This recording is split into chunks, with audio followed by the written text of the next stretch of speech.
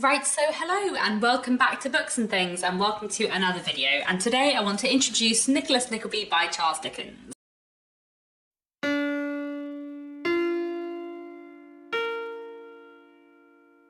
So if you don't know, I'm currently hosting a big mega Dickens Readalong where we're reading all of Dickens's books in publication order. I'll leave more details linked down below, including the initial announcement video and the Discord server. We're about to embark on reading the third book in the Readalong, which is Dickens's third novel, Nicholas Nickleby. So I wanted to make a video today talking about Nicholas Nickleby and giving you a little introduction to it as a book. Nicholas Nickleby is a slightly longer one, so we're going to be reading it over 2 months, over January and February. There is no set read-along schedule within that, so just pick it up whenever you like in January or February, finish it whenever you like in January or February, and there will be discussion going on the Discord server throughout the months. I'll also make a video at the end of February discussing my thoughts about Nicholas Nickleby. As always with the Mega Dickens Read Along, you don't have to join in for all of the books, do just pick and choose whichever ones you want. I would say that Nicholas Nickleby is not the worst place to start with Dickens in terms of his early books, by which I mean, in general, I feel like the best places to start with Dickens are David Copperfield and Great Expectations and other books of Dickens's that come later on in his career.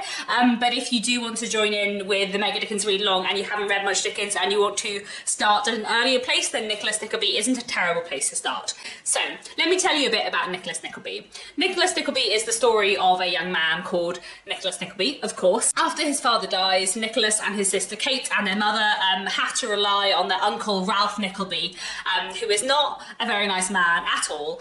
Ralph won't help them financially very much, but he does find Nicholas a job in a school, and he does find Kate a job working as a seamstress. Nicholas goes off to work as a teacher at this very horrible, very entertaining boarding school, where he soon decides that enough is enough, and he is going to make a stand against the very horrible man that runs it, and everything kind of goes on from there. Nicholas Nickleby is kind of episodic and kind of adventurous, I suppose. Maybe that's a good way of putting it.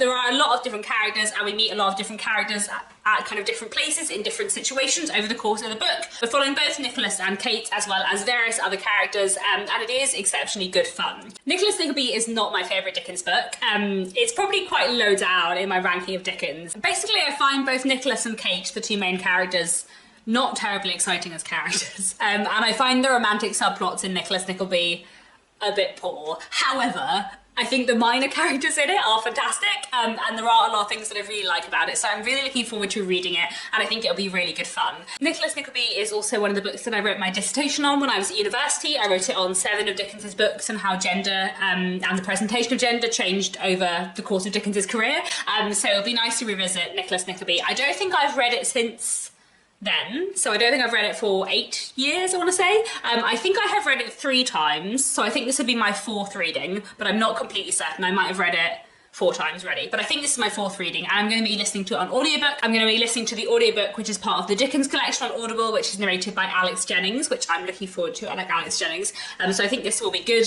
And yeah, I'm really excited to reread it because I do think it's a really fun one. So let me give you 5 reasons why you should read Nicholas Nickleby. The first reason that you should read Nicholas Nickleby is for the kind of like episodic adventure fun, for all the travels and the different plots. I have kind of already mentioned this already, but Nicholas Nickleby is sort of episodic, and we move through various different things.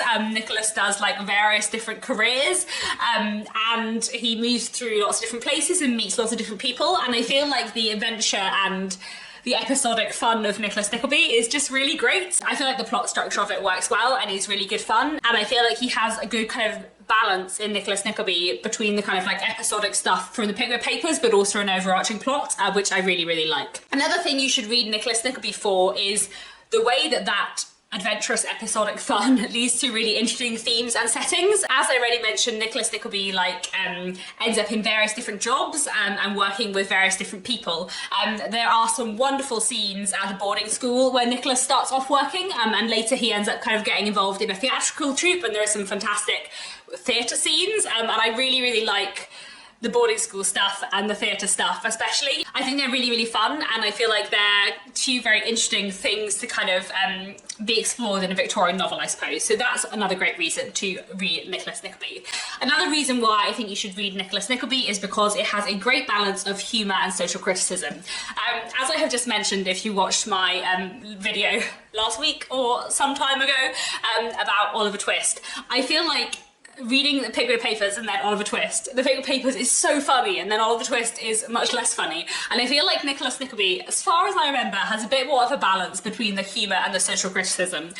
I'm thinking especially of like the boarding school stuff.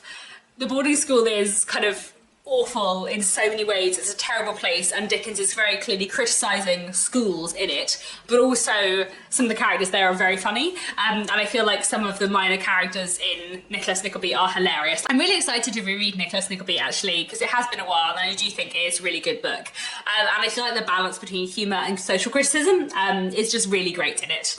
Another reason why you should read Nicholas Nickleby is for the amazing characters. As I have already mentioned, Nicholas Nickleby himself is not that exciting, and his sister Kate, and in fact their mother too, they're not a very exciting family, the Nicklebys, with the exception of their Uncle Ralph, who is terrifying but an interesting character. But then beyond the Nickleby family, there are so many amazing characters in Nicholas Nickleby. There are so many fantastic, memorable minor characters who are just glorious.